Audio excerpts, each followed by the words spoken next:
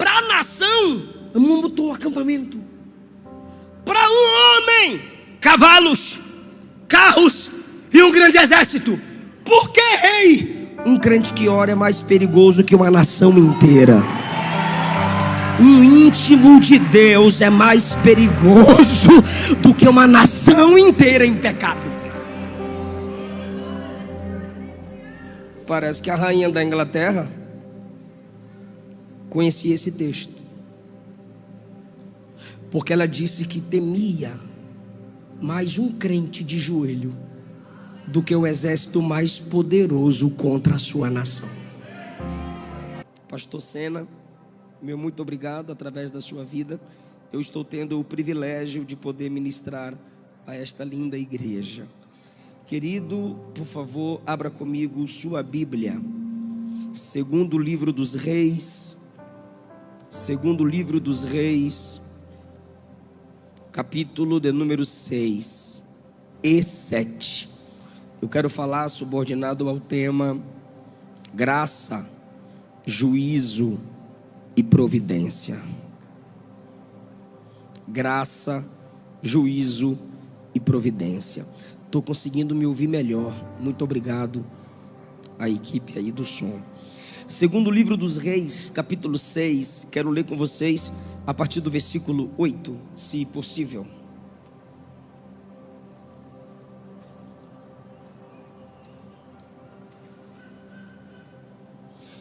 Se podemos, desculpem, eu sou assembleano. Se podemos, diga amém.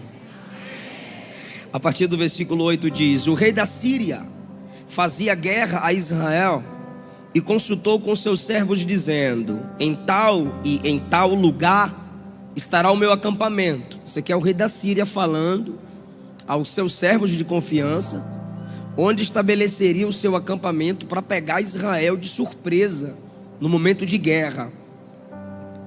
Mas o homem de Deus enviou ao rei de Israel dizendo: guarda-te de passares por tal e tal lugar, porque os sírios desceram ali.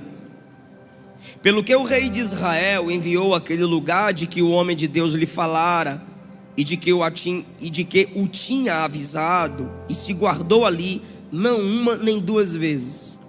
Cada vez que o rei da Assíria estabelecia um acampamento para pegar o exército de Israel despreparado em algum ambiente, o profeta Eliseu falava para o rei de Israel: ele montou o acampamento do exército dele em tal e tal lugar. Cuidado, evita, fala para o nosso exército evitar de passar por ali.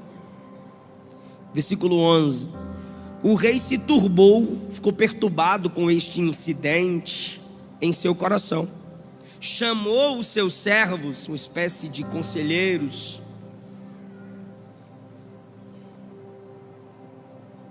Que susto, vara.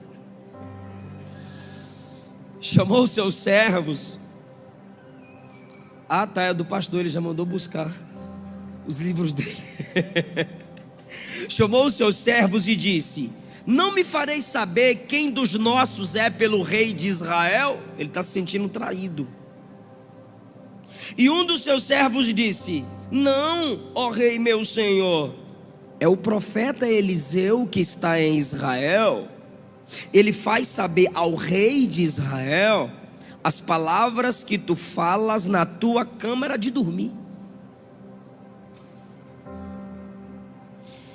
E o rei disse: vai e vê onde ele está, para que eu envie e mande trazê-lo. E fizeram-lhe saber, dizendo: eis que ele está em Dotã.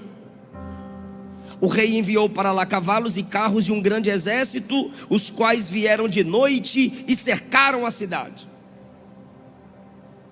O moço do homem de Deus se levantou cedo e saiu, e eis que um exército tinha cercado a cidade com cavalos e carros. O exército do rei da Síria chegou e cercou o ambiente, Dotã, onde Eliseu estava. Então o moço de Eliseu disse: ai meu senhor, que faremos?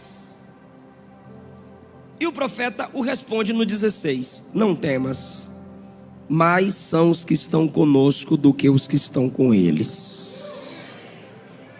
E orou Eliseu e disse: Senhor, peço-te que lhe abras os olhos para que veja.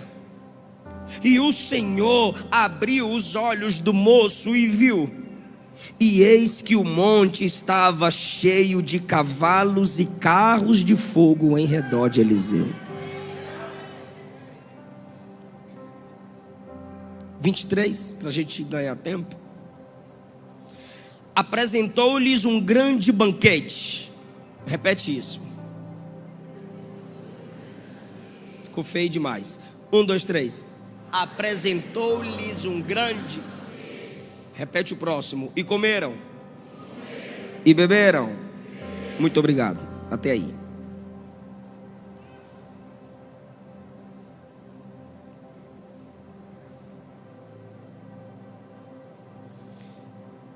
Deus tinha 2 homens considerados javistas. Ser um javista nesse tempo dos reis em Israel representava trazer a nação de Israel de volta para Javé, Yavé, Jeová. Elias e Eliseu. Em Deuteronômio, em sua onisciência, Deus avisou que se Israel quebrasse a lei de Deus, Israel seria cercado por inimigos, e dentro de Israel a fome se multiplicaria. Isso acontece no capítulo 7. Mas o homem de Deus era a representatividade legal de Deus na nação. Tinha falhas como eu e você temos, tinha problemas como todos nós temos, tinha limitações como qualquer um aqui tem, mas tinha fome de Deus. Se erguia como defensor da verdade da palavra de Deus. Eliseu então, sendo um representante legal de Deus, apesar de suas falhas, nesse tempo de apostasia, ele aponta-nos, pois se ele não tivesse nada a ver conosco, eu não poderia pregar sobre ele. Ele aponta-nos para a realidade de que a igreja é a representatividade legal de Deus na terra. Cada um de nós que estamos aqui, estudamos as Escrituras Sagradas para aprendermos a como se comportar como os representantes de Deus na terra. E a palavra mais clara que o Novo Testamento nos impõe de representantes de Deus é corpo. Onde Eliseu chega, seu corpo chega. Se meu corpo não chega, eu só posso chegar literalmente através de meu corpo.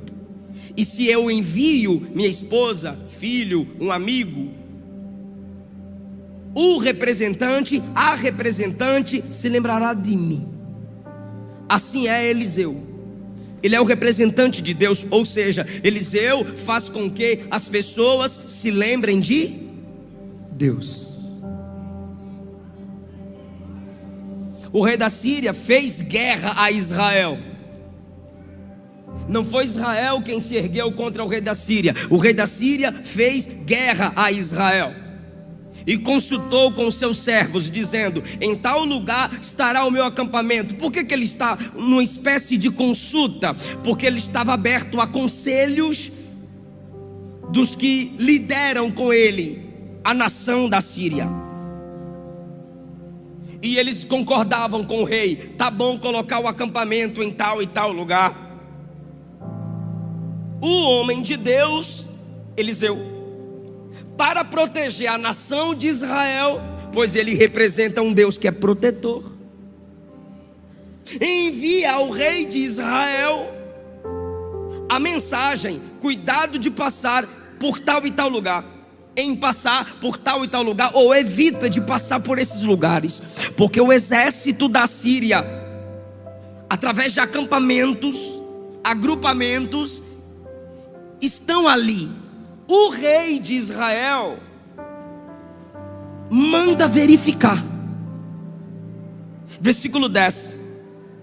Manda verificar se de fato é como o profeta falou. E chegando lá, de fato, estava acontecendo conforme o profeta Eliseu havia falado. Eu gosto disso.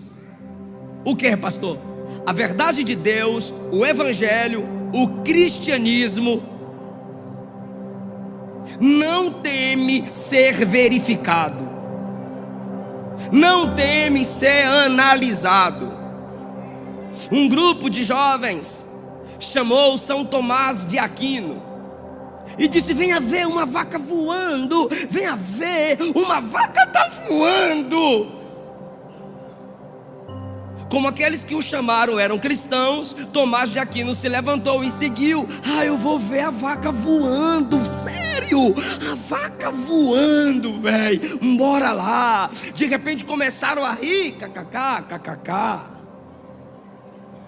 Tu és um teólogo tão profundo nas escrituras, e a gente te chama para ver uma vaca voando, e você acredita?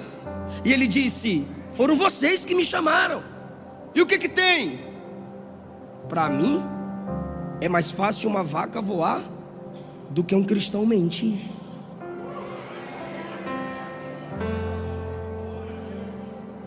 A Bíblia nos chama de luz.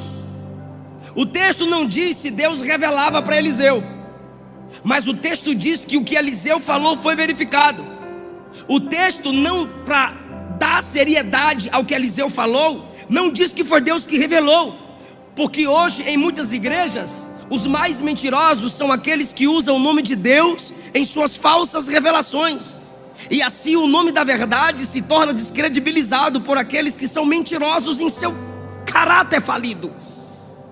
O texto não diz que Deus revelou. O texto diz assim: o homem de Deus disse: guarda de passares em tal lugar, porque o exército do inimigo está lá. Sabe o que o rei faz? O rei poderia simplesmente confiar na palavra do profeta, mas ele manda verificar se de fato é o que Eliseu está falando. E quando chega lá, diz o texto: e era como Eliseu falava.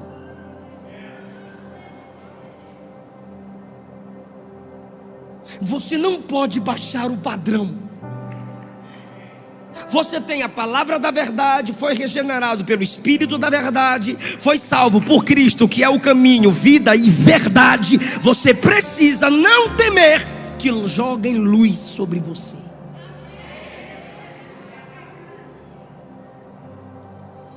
Às vezes nos enfurecemos com a clareza de algumas pessoas.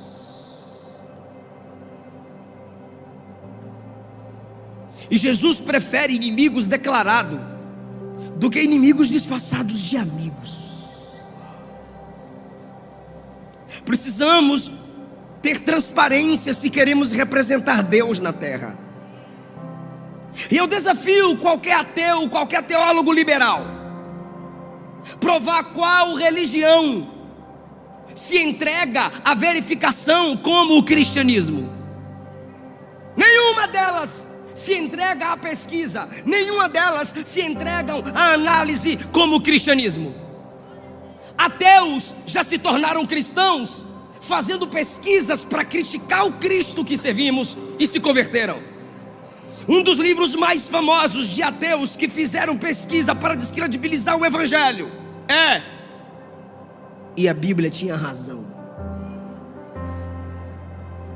O autor foi impactado porque em suas pesquisas ele percebeu que enquanto ele duvidava, as pedras clamam. Enquanto ele duvidava, as pesquisas em laboratório confirmam. Se o cristianismo não teme ser verificado, se eu estou vivendo uma vida que temo ser perscrutado, eu não estou representando Deus. Temos que parar com essa mania de enfraquecer o evangelho. Pequei, caí, falhei, perdoe-me, me dê mais uma chance, ergue-me, ó Deus. A igreja não quer a miséria de ninguém. A igreja do Senhor é luz, e como luz ela ama transparência. Paulo disse na carta aos Efésios, no capítulo 5, que a luz tudo condena e reprova as obras das trevas. Mas como nós condenaremos os pecados do mundo se não conseguimos ser transparentes entre nós mesmos? Verifiquem as Escrituras Sagradas. Verifique as pregações dos homens de Deus. Eu, como pai, tenho a responsabilidade de me comportar de tal modo que o meu filho, Eliseu filho, diga: pai, que eu seja um marido como tu és. Que a Esté Caroline olhe para a Luana e diga: mãe, que eu seja uma esposa como tu és.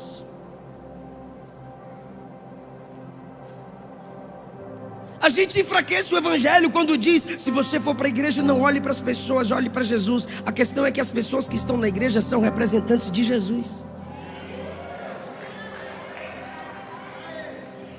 É claro que vão olhar para tu. Gideão disse aos seus soldados: olhem para mim e façam como eu fizer. Paulo disse à igreja em Corinto: me imitem, porque eu sou imitador de Jesus.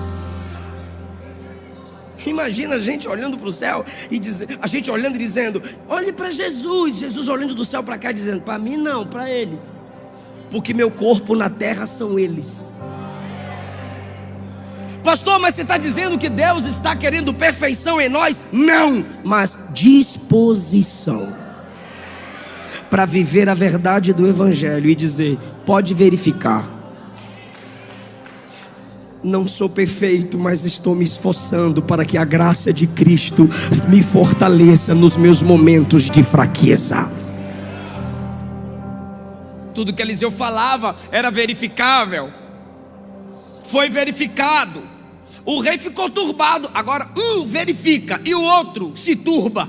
O inimigo de Israel está turbado. Por quê? Porque ele manda um acampamento aqui, Israel escapa. Ele monta outro acampamento aqui, Israel escapa. Ele monta outro acampamento aqui, Israel escapa. Ele se turbou em seu coração, como quem diz: eu me aconselhei com os melhores conselheiros e agora eu não consigo destruir esse povo de Israel. Deixa eu fazer uma pergunta para quem leu pelo menos o Antigo Testamento ou quem já leu a Bíblia. Israel, povo de Deus na antiga aliança, sim ou não? Sim. Só tinha eles, como hoje só tem a igreja. Eliseu é um protetor do povo de Deus. E aquele que é um protetor do povo de Deus precisa esforçar-se para que a igreja de Deus, a noiva do Cordeiro, fuja, evite certos laços. Não é fácil. Mas Eliseu, ele se comporta assim. De repente o rei disse: tem alguém nos traindo. Se o rei de lá está sabendo onde estão meus acampamentos, é porque tem alguém daqui lá. Olha a audácia do inimigo. Como quem diz: eles não têm capacidade própria para descobrir onde eu estou estabelecendo meus acampamentos. Só pela capacidade de alguém daqui lá. Vou repetir. O que ele está dizendo é: eles não têm capacidade própria de descobrir onde estão os meus acampamentos. Tem que ser alguém daqui para falar lá onde nós estamos nos reunindo. Isso é audácia. A igreja não vai precisar de quem não tem aliança com Deus para ajudá-las em sua estratégia de crescimento. A igreja tem livramento, crescimento e prosperidade ouvindo quem é de Deus, recebendo daqueles que receberam de Deus. Não, Israel não tinha alguém de fora lhe dando instruções a respeito do exército dentro. Israel tinha alguém lá dentro, como nós temos muitos aqui. Olhe isso. Quando o rei se turba, um dos seus servos responde: não, ó rei, não é isso. Não é um dos nossos que leva as informações para lá. Tem um profeta lá que fala para o rei de lá, não só onde estão os seus acampamentos. Ele fala para o rei até as palavras que tu falas na recâmara de dormir. Aí eu pergunto para essa igreja, e eu sei que ela sabe a resposta: Eliseu é onisciente? Não.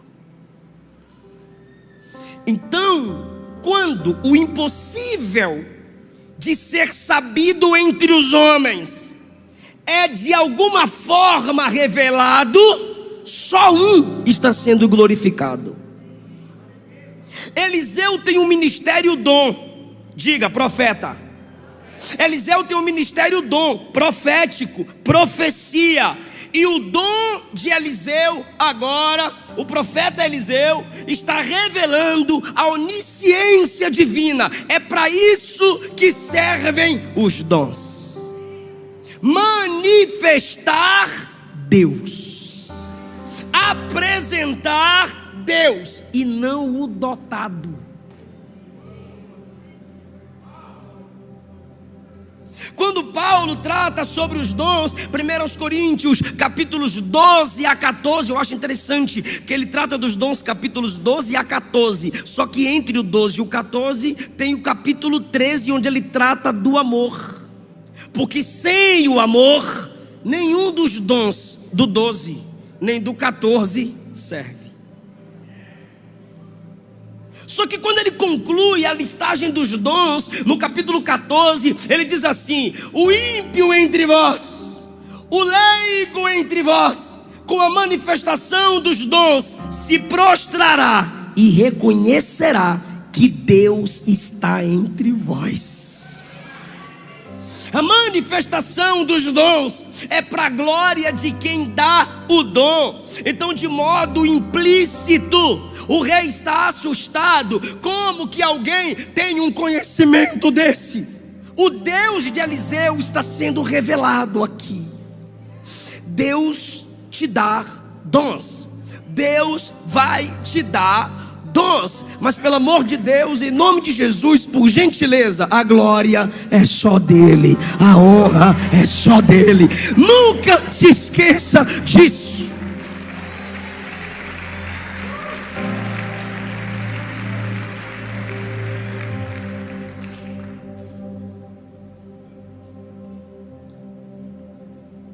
Me disseram que o Jessé Aguiar está aqui.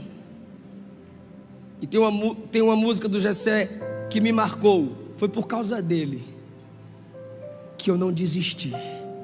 Foi por causa dele que nós chegamos até aqui.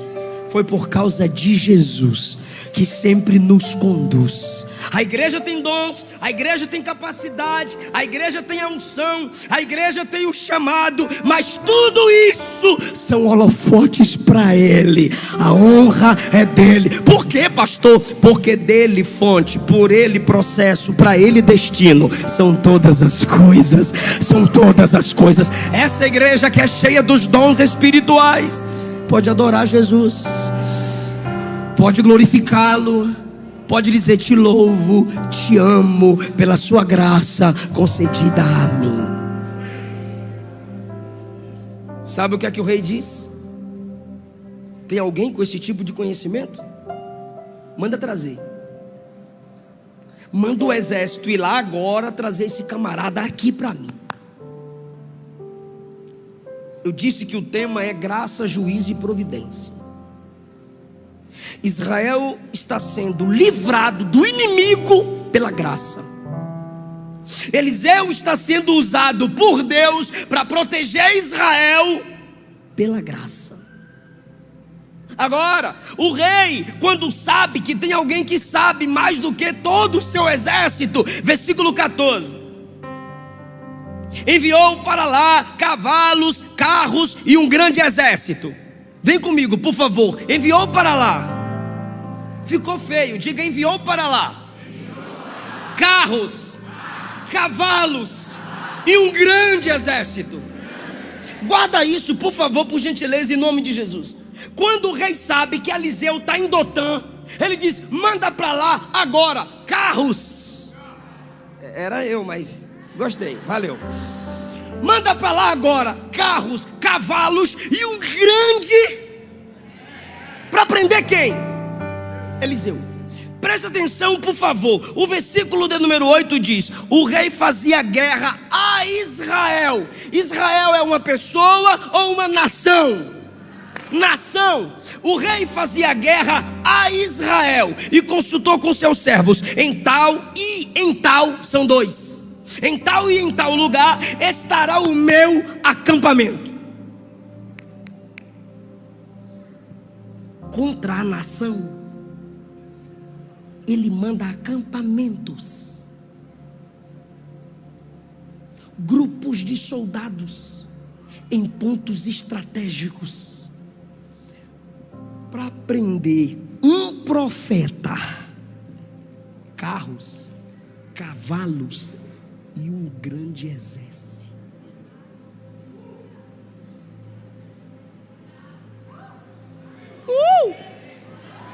Que isso? Vocês entenderam, né? Brincando. Para a nação, montou um acampamento. Para um homem, cavalos, carros e um grande exército. Por que, rei? Um crente que ora é mais perigoso que uma nação inteira. Um íntimo de Deus é mais perigoso do que uma nação inteira em pecado. Parece que a rainha da Inglaterra conhecia esse texto, porque ela disse que temia mais um crente de joelho do que o exército mais poderoso contra a sua nação. Eu não entendo como é que você ainda não descobriu esse poder que só é disponível para quem ora. Orar não é coisa de gente forte.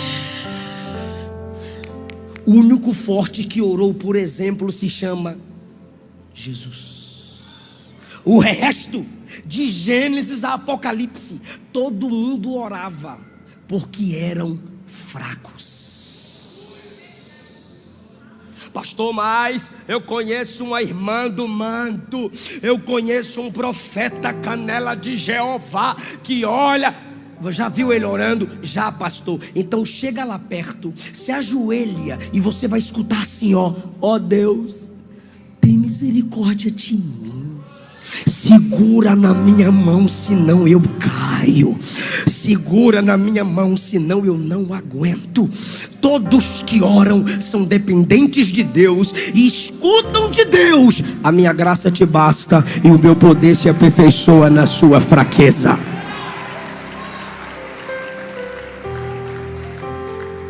Mesmo fraco, porque um crente fraco de joelhos é mais forte do que 1000 demônios de pé. Ore, porque o poder não está em você, o poder não está na oração, o poder está naquele que mandou orar. Clama a mim e eu vou te responder e vou te anunciar coisas grandes e firmes que você não sabe. E eu provo que Eliseu orava porque era dependente, e tinha dons porque era dependente. O exército vem, cerca Dotã por causa de Eliseu. O moço de Eliseu se levanta, vê o exército inimigo e diz: ai meu senhor, o que faremos? Até parece que poderiam fazer alguma coisa no braço da carne contra aquele grande exército. Mas ele desespera: ai meu senhor, o que faremos? Tu deixa Deus te usar na revelação? Tu contas tudo para o rei de Israel? O rei da Síria agora está irado contra nós dois. Perceba que muda o alvo. Não é mais Israel, é um homem em Dotã. Defender a noiva do Cordeiro, defender a igreja, defender o evangelho te torna um alvo.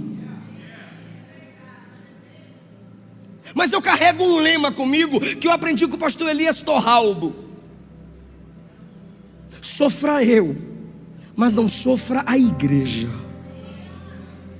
Por causa de quem protege Israel, o alvo agora não é mais Israel, é ele.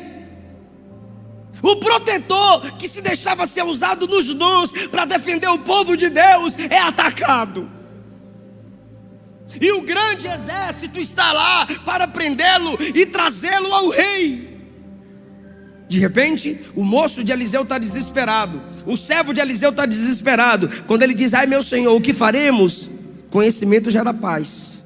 Eliseu olha para ele no versículo 16 e diz assim: não temas, mais são os que estão conosco do que aqueles que estão com eles. Olha a pergunta do rapaz: o que faremos? Ou seja, eu e tu e eu. O que nós dois podemos fazer contra esse exército? A expressão do rapaz é quantitativa. O que nós dois faremos? Aí a resposta também é quantitativa. Mas somos dois, mas quem nos protege é maioria. Somos dois, mas quem nos protege é muito mais do que aqueles que vêm contra nós. Versículo 17: e Eliseu orou: Senhor, abre os olhos deste, para que veja. Quando Eliseu acaba de orar, o que você está vendo? Eu vejo. Versículo 17: o Senhor abriu os olhos e ele viu que o monte ao redor de Eliseu estava cheio de cavalos e carros de fogo. Deixa eu fazer uma pergunta para quem está ligado: tinha um exército contra eles, sim ou não? O exército veio para prender Eliseu, sim ou não? Então por que Eliseu não meteu logo um gamerrá naquele exército? É sério, pastores, irmãs, jovens, igreja do Senhor, me escute. Quem ali traria perigo para Eliseu? O exército ou seu servo?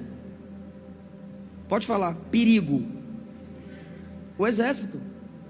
Mas Eliseu está orando por quem? Pelo servo.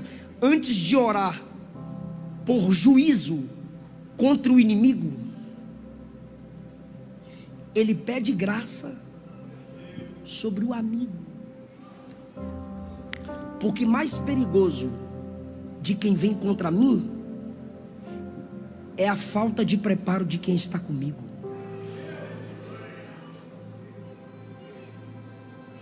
Eu tenho mensagens e textos contra a ideologia de gênero, mas eu não posso falar contra a ideologia de gênero se eu não ensino Bíblia para meus filhos em casa.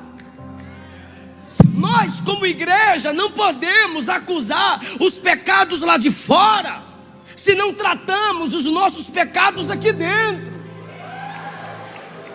Eu não posso culpar o governo pela ausência na educação, se aqui dentro eu não leio um livro no mês.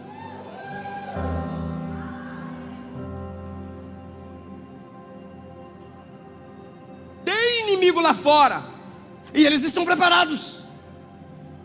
E quem está do meu lado está na mesma visão?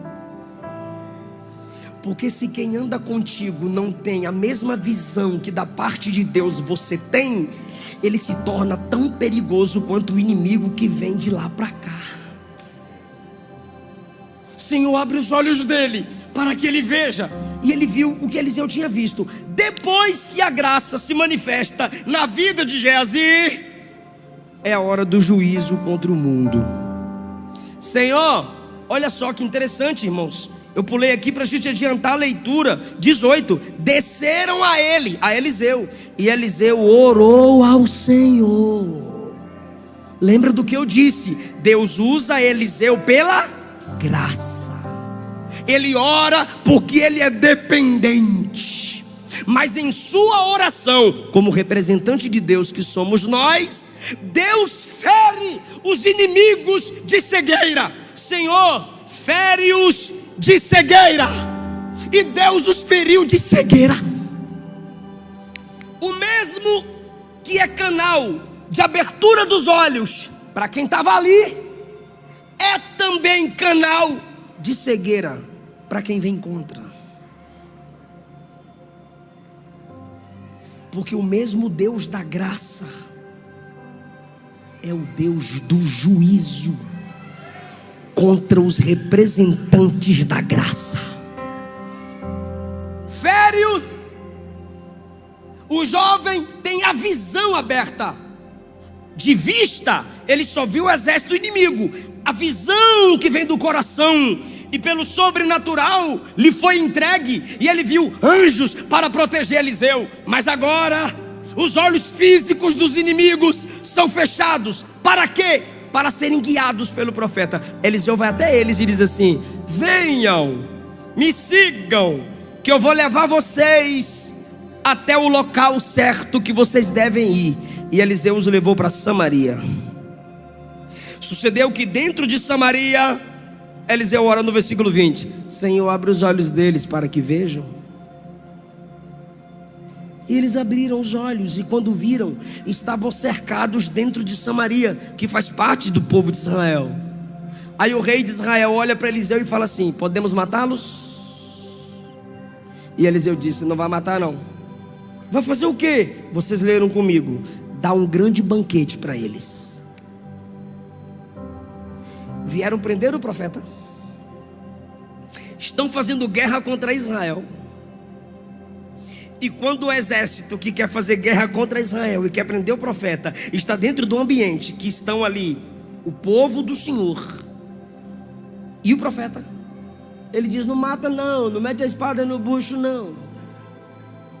Serve um grande banquete para eles. E dá muita comida, os bichinhos estão com fome. E Eliseu mandou dar comida, e o texto diz que eles, versículo 23, foi apresentado um grande banquete, comeram, beberam e os despediu. Eliseu disse: vaza, e os despediu, e foram para o seu senhor. Eu caminho para a conclusão agora, é sério. Vou fazer a pergunta de novo, porque é uma história muito longa. Eliseu deu comida para eles? Fez um banquete para eles? Última pergunta: matou a fome deles? Exército da Síria, sim ou não? Olha última pergunta, agora que é a última. Eles comeram dentro de Samaria. Capítulo 6, versículo 24. Sucedeu depois disso que Ben-Hadad, rei da Síria, ajuntou todo o seu exército, subiu e cercou a Samaria. E o resultado do cerco: houve uma grande fome em Samaria. Peraí, em Samaria eu comi, legal. Em Samaria eu me alimentei, legal. E agora? Agora a gente vai lá e cerca Samaria. Para quê? Para ela ficar com fome. Você não se alimentou em Samaria? Sim. Você não participou de um banquete em Samaria? Sim. E agora você vai fazer o quê? Vamos cercar Samaria, ninguém sai, ninguém entra, ela fica faminta. Deslealdade é coisa de quem não conhece a graça. Ingratidão é coisa de quem não nasceu de novo.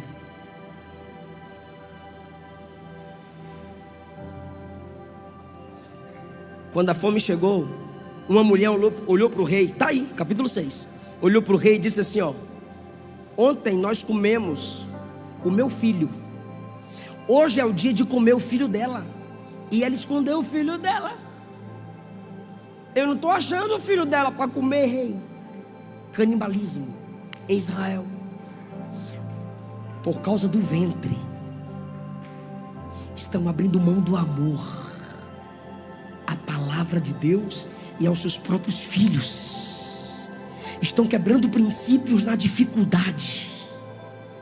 O Espírito Santo está dizendo a alguém aqui: pode apertar como for, pode estar na prova que for, mantenha os princípios intactos. Por quê, pastor? Porque o tema da mensagem é graça, juízo, provisão. Graça para quem depende, juízo para quem a rejeita, e provisão para quem confia, provisão para quem não desiste. Na hora da angústia, quebraram um princípio, mataram a criança, comeram uma criança e disseram para o rei: e agora? Como é que eu vou me alimentar se ontem ela se alimentou do meu e hoje nada? O rei se levantou no muro e disse assim: de hoje não passa. O que, rei? A cabeça de Eliseu vai ser arrancada. O rei de Israel disse que naquele dia a cabeça de Eliseu deveria ser arrancada. Pergunta para mim por quê? Você sabe. Quem está cercando Samaria é o exército da Síria. Esse exército da Síria comeu dentro de... E quem trouxe aquele exército? Quem falou para não matar?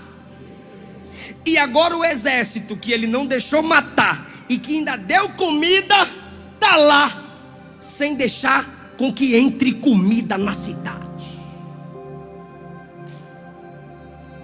O que você me diz? A culpa é dele. Bestalhado. O que qualquer um diria? Mané. Mas quando o rei no muro diz: hoje eu arranco a cabeça de Eliseu, o texto diz que Eliseu estava em casa com a cúpula de líderes da nação. Quando o rei está indo e o capitão está na frente com a espada na mão para arrancar a cabeça de Eliseu, em casa, Eliseu falou para os homens que estavam com ele: está chegando o homicida. Espera, pelo amor de Deus. É sério, gente, eu fico assim. O texto faz isso comigo. Me assusta. O que é que me assusta? Eliseu já tinha tido a cabeça arrancada? Não, ele está falando. A cabeça está lá. Está funcionando a boca.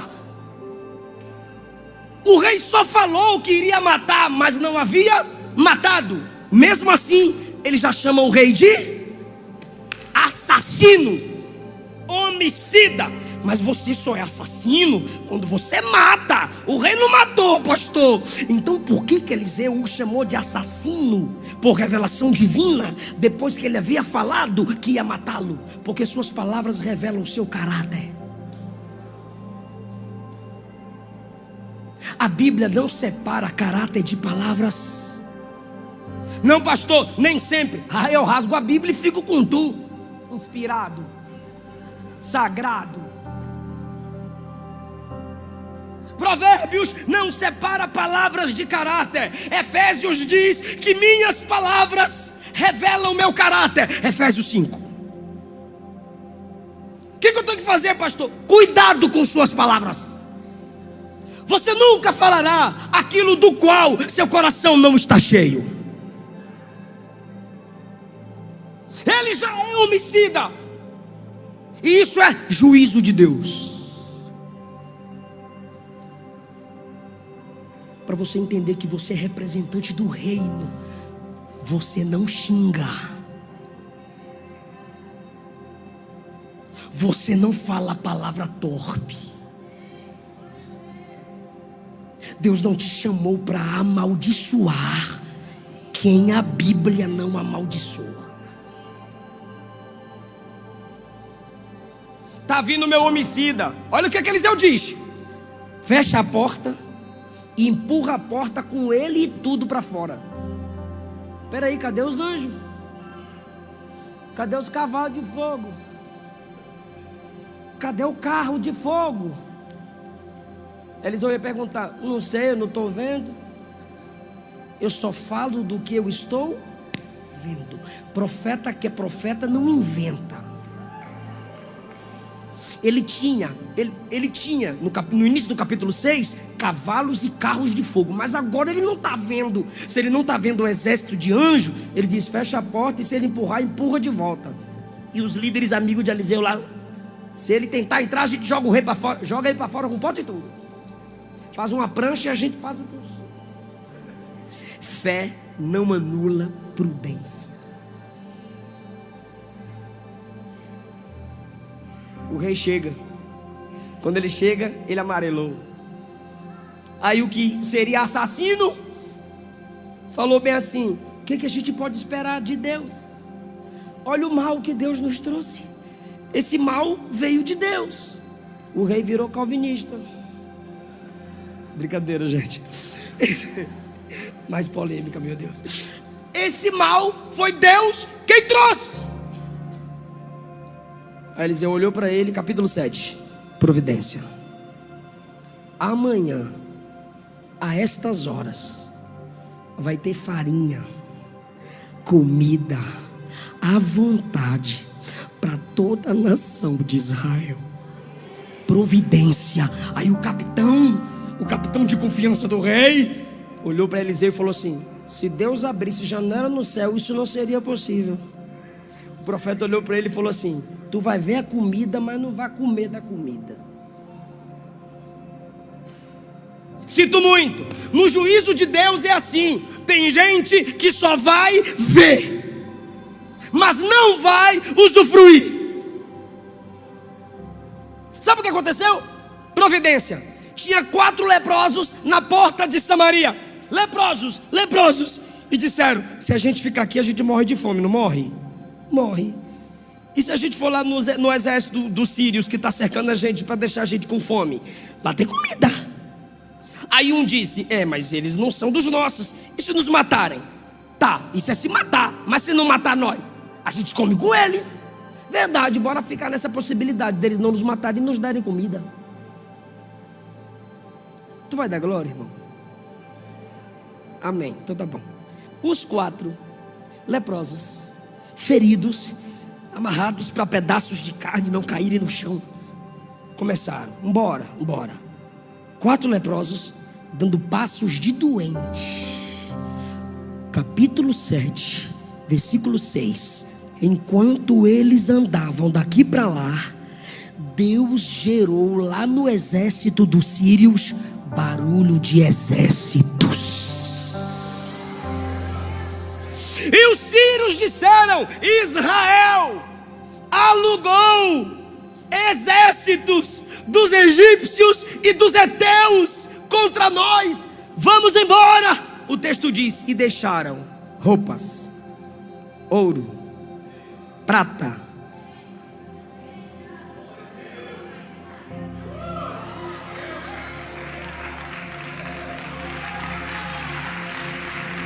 por favor, diga providência. Os 4 chegaram. Que delícia, aleluia. Olha essa roupa, rapaz, ficou massa de mim. E de repente ouviram algum barulho e se esconderam. Aí o outro: não é eles não, é eu, besta, que cheguei. Não tem ninguém aqui não, fugiu todo mundo. Ah, tá, diz o texto 2 vezes: pegaram, comeram e se esconderam. Aí quando eles estão escondidos, isso está errado. O quê? A gente calado. Samaria está com fome. E a gente com tanto de riqueza. A gente não pode se calar. Mas a gente é leproso, mas temos a mensagem. A gente está doente, mas temos a mensagem. A gente está fraco, mas temos a mensagem. Vamos entregar a mensagem. Vamos. Ei! Correram e falaram pro sentinela: ei! Tem que juntar, né, irmão? Quarteto, porque a voz era fraca. No 3 a gente fala, tá bom? 1, 2, 3. Tem comida! Rapaz, eu tô bom na ilustração. Até o que eu não tô pedindo, vocês estão falando. Isso é ilustração. Eu tô te colocando dentro da história. Você tá lá comigo? Eles estão na entrada da cidade assim, ó: tem comida! Sempre tem um mais empolgadinho, né?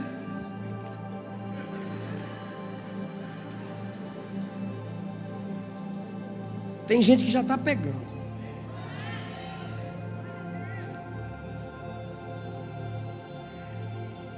Foram lá verificar de novo. E tinha muita comida. Olha o que diz o texto. Então saiu o povo, saqueou o arraial dos sírios, samaritanos, israelitas, E havia uma medida de farinha por um ciclo e 2 medidas de cevadas por um ciclo. Tinha tanta comida que estava tudo barato, conforme a palavra do Senhor. Acabou. Vão te culpar. Vão dizer que quem mandou você perdoar? Quem mandou você ajudar? Quem mandou você estender a mão de novo? Quem mandou você acreditar de novo? E o Espírito está dizendo a alguém: continue sendo ministro da graça, Eliseu. Continue dando banquete para quem não merece, porque até sem querer vai ter restituição, vão ter que devolver. Naquele dia, Deus só permitiu os assírios cercarem para fazer uma coisa: pagar a comida que comeram. Porque Deus não fica devendo nada a quem perdoa. Deus não fica devendo nada a quem ama. Eu fiz esse rodeio da graça todinho para lhe dizer: não permita que quem te fez o mal te torne tão mal quanto ele. Deixa Judas ser Judas, você é Jesus. Deixa os irmãos de José no caráter deles, você é José.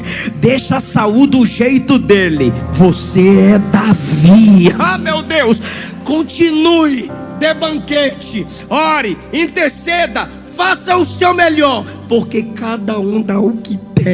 Você foi cheia da graça para ministrar graça. Você foi cheio da graça para ministrar graça. E quando pensar que não vale a pena amar, não valeu a pena perdoar, não valeu a pena acreditar, Deus vai lhe mostrar: vale a pena. Você não está entendendo agora, mas você vai entender depois. É melhor se arrepender de ter feito alguma coisa para Deus do que se arrepender de nunca ter feito nada para a glória de Deus. Eu repito, é melhor se arrepender, é melhor se arrepender depois de ter feito grandes coisas para Deus, do que se arrepender de nunca ter feito. Olha, eu me arrependo,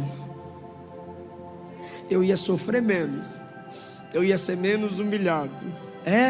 Quando chega nesse nível que querem arrancar sua cabeça, Deus manda providência. Hoje é noite de providência. Eu encerro Gênesis 22, Deus proverá. Eu encerro Mateus 6,33. Buscai primeiro o reino de Deus e a sua justiça, e todas essas coisas que te deixam ansiosos serão acrescentadas. Eu encerro com Filipenses 4:16, 17. O meu Deus, segundo a sua riqueza em glória, suprirá todas as vossas necessidades. Faz com amor, fica em pé, irmão. Faz com a graça que te alcançou. Faz. Ame, perdoe, confia na graça, se entrega para a graça, ainda que esteja debaixo de ameaça, de que vai ser perigoso, vai ser difícil. Não é fácil confiar na graça. É mais fácil confiar em si mesma. É mais fácil confiar em si mesmo. Mas o Deus provedor vai te dar sabedoria, vai te dar estratégias. Senhor, obrigado pela sua palavra. Senhor, obrigado pela sua igreja. Ó Deus de Eliseu, aqui estão os seus representantes, aqui estão seus ministros, aqui está o sacerdócio real. O Senhor humilhou aquela nação quando ela quebrou seus princípios. Nós não queremos ser como a nação de Israel, que quebra seus princípios e é humilhada. Nós queremos ser como o profeta Eliseu, mas só a sua graça nos capacita a ser como ele, porque foi a graça que o capacitou a ser quem foi. Ah, Jesus, é difícil preparar banquete para quem quer a nossa cabeça. É difícil não falar a partir das mágoas e do ódio que está no coração de quem ainda não conheceu a graça de verdade. Então nos purifica, Jesus. Nos lava, Jesus. Nos restaura, Jesus. Se essa palavra te tocou, se essa palavra te confrontou, se essa palavra te humilhou, é porque hoje, Deus está lhe dizendo: eu te tiro do juízo e te coloco debaixo da disciplina. Deus pune o ímpio com juízo, mas a igreja é com disciplina. Por quê, pastor? Porque juízo é para inimigo que não se arrepende, que despreza a graça, mas disciplina é para filhos. Ele só disciplina o filho que ele ama. E depois da disciplina que ele nos coloca, ele honra a nossa palavra, ele honra nosso ministério, ele responde às orações. Em nome de Jesus, sejamos lavados pelo poder dessa palavra hoje. Vou falar com você e eles vão louvar a Jesus, mas fale comigo, por favor. Diga: Deus onisciente, me dá estratégias para vencer o que quer me destruir. Diga: Senhor, me ajuda a capacitar os que me cercam. Diga: ó Deus, me ajuda a preparar banquete para quem quer minha derrota. Diga: me justifica perante aqueles que querem minha cabeça fora. Cuida de mim, eu confio na sua graça. Amém?